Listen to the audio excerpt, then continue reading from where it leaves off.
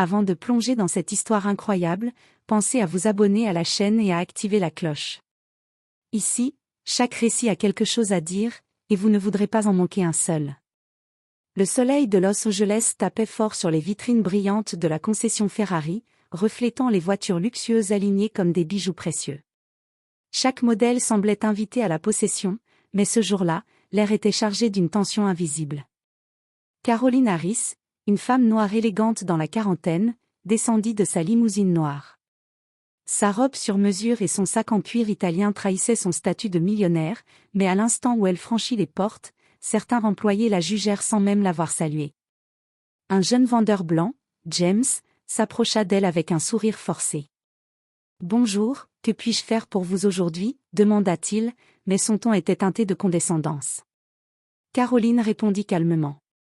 « Je suis intéressée par la Ferrari SF90 Stradale.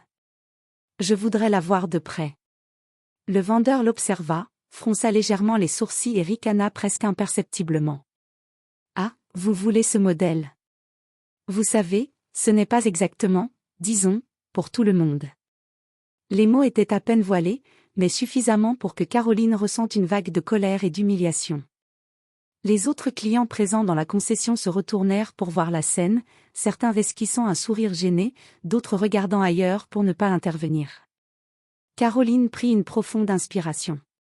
Elle sortit discrètement son téléphone et commença à filmer la scène, enregistrant chaque mot, chaque geste. Son regard était froid, mais déterminé. Elle n'était pas le genre de personne à se laisser rabaisser. À cet instant précis, elle savait qu'elle n'allait pas simplement acheter une voiture. Elle allait montrer à tous que l'arrogance et le racisme ont des conséquences, et que personne ne pouvait sous-estimer Caroline Harris, ni maintenant, ni jamais. À peine Caroline avait-elle enregistré la condescendance du vendeur que la porte vitrée de la concession s'ouvrit avec un bruit sec. Un homme imposant entra, vêtu d'un costume sombre parfaitement taillé. Ses yeux, d'un bleu perçant, balayèrent la scène en quelques secondes. C'était Marcus Bennett, un investisseur milliardaire discret mais influent dans l'univers automobile et financier. Il s'approcha calmement de Caroline et du vendeur. Sa voix, profonde et autoritaire, coupa immédiatement l'air chargé de tension. « Excusez-moi, je crois que vous vous trompez de cliente. » Le vendeur, surpris, balbutia. « Je ne comprends pas. » Marcus posa son regard sur Caroline avec un léger sourire. « Caroline Harris. Je suppose que vous savez qui elle est ?» Caroline, maîtrisant parfaitement son calme, répondit avec une élégance glaciale.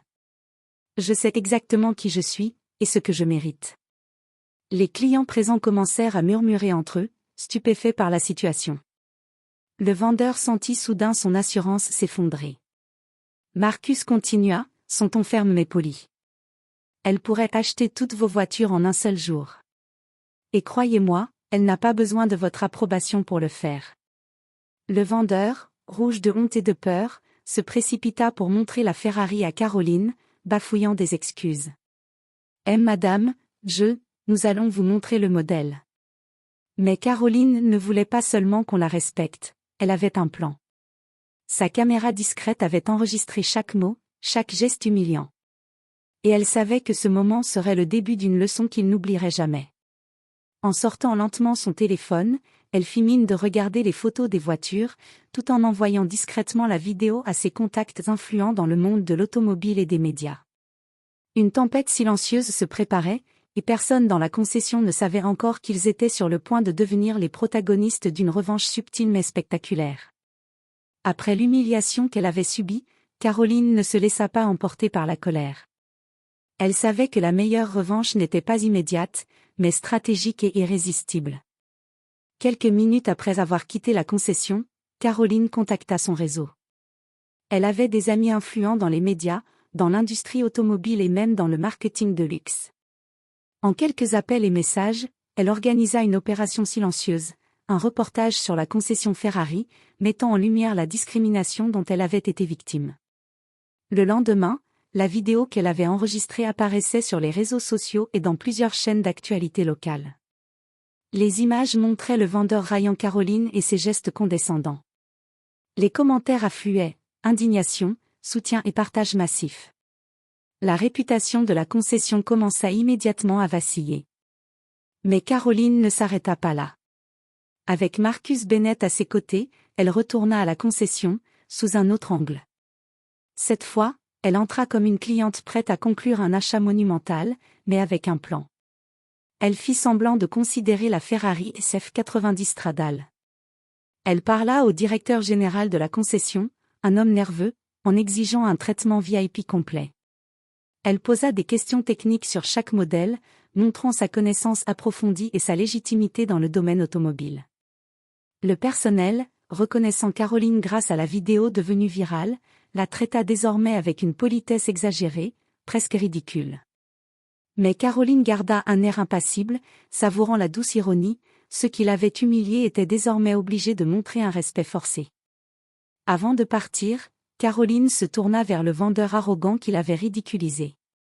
D'un ton calme mais tranchant, elle dit : « Souvenez-vous, James, certaines leçons se transmettent mieux quand on les reçoit avec dignité. » Puis elle sortit de la concession, laissant derrière elle une réputation entachée et un personnel abasourdi.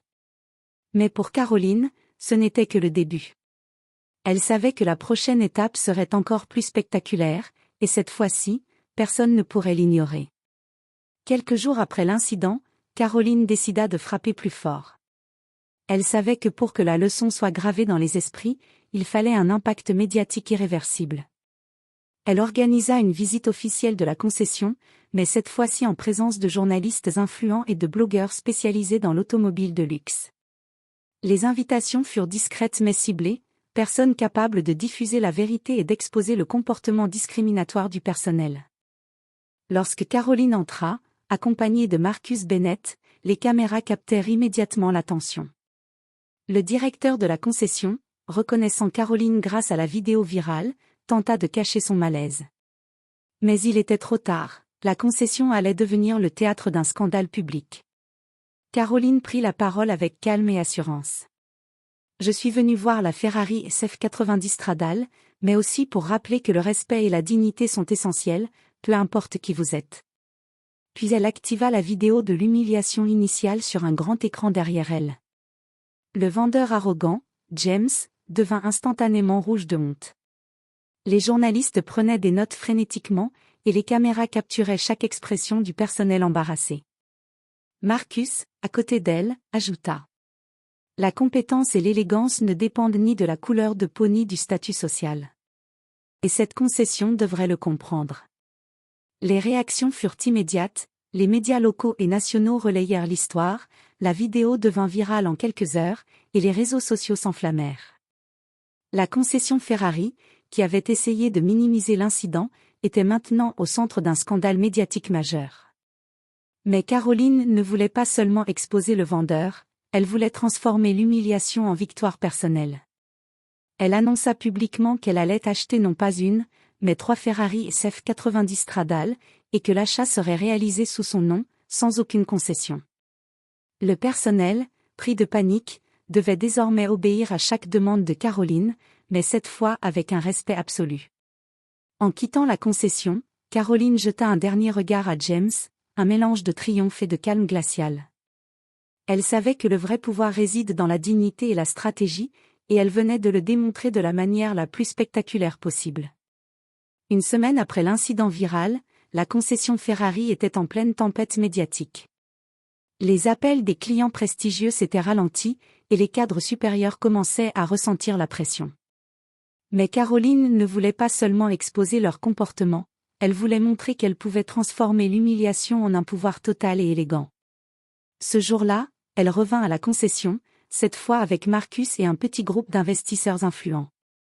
Les caméras et journalistes n'étaient pas là, cette fois, la leçon serait privée, mais dévastatrice pour le personnel arrogant. Caroline se dirigea directement vers le vendeur qui l'avait ridiculisé, James. Son regard était calme mais pénétrant. Elle parla lentement. « James, je sais que vous vous souvenez de moi. Vous pensiez que vous pouviez me juger et me rabaisser. » Elle fit une pause, laissant l'effet de ses mots s'installer.